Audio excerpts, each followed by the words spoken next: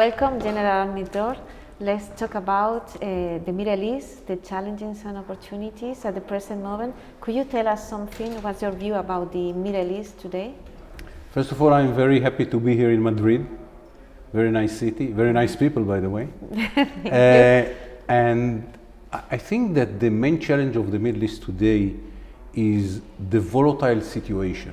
The fact that within hours, the Middle East can go to another war, and the situation in some areas like Yemen and Syria is so problematic that no one sees a solution to. This is the main issue in the Middle East. And if you look what is behind it, what underlines the situation, you see the hands of Iran in all these places. Iran is very active in Yemen, helping the Houthis. Iran is very active in Lebanon, building Hezbollah and enhancing his military capability.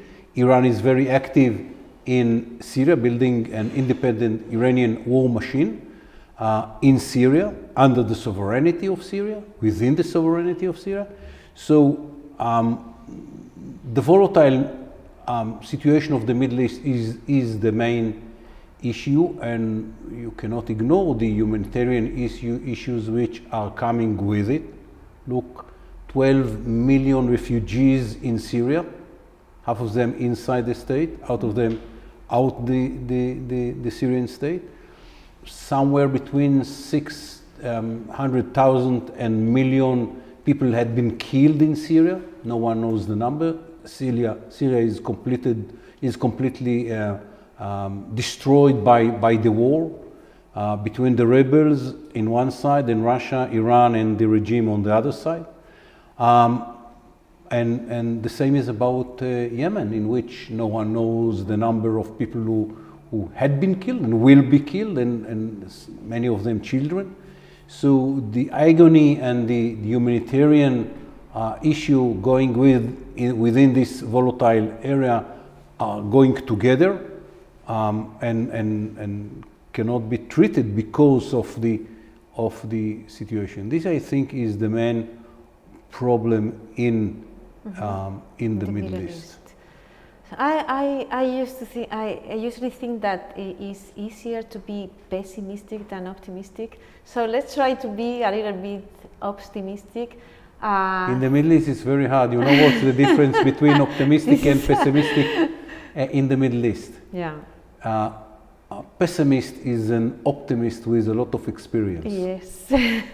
So let's talk about Spain and Israel. How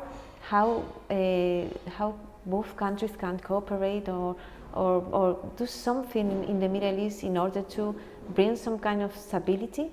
I think that there are some areas in which there is some hope.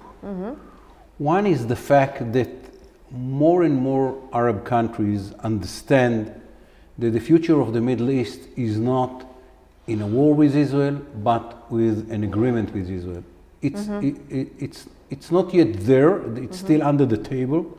It's more the leadership than the street. But more and more people, and you can see it in the internet when they are publishing their view, people are in many websites in the Middle East are saying it, let's change, let's see what we can earn together from better relations with Israel. And here Spain might be crucial, because you have very good relations in some of the Arab countries. Yeah. And you can be kind of a practical moderator to bring the Arabs to more cooperate with Israel. I think it's very important. And the other area in which I see prospects for prosperity is the issue of energy. The fact that in the East, in the Mediterranean, we, the Egyptians, in Cyprus, we found a lot of gas, and it is now agreed that it will be connected with a pipeline to Europe. Here we can do something different, using the basis of the Mediterranean for coordinating and working together. And I think that Spain might be a very important pillar in this change of, instead of dealing all the time with the Levant and the problems of the Middle East and the Iranians and so on and so forth, to focus a little bit for a better future economically and based on the energy which was found in the Mediterranean.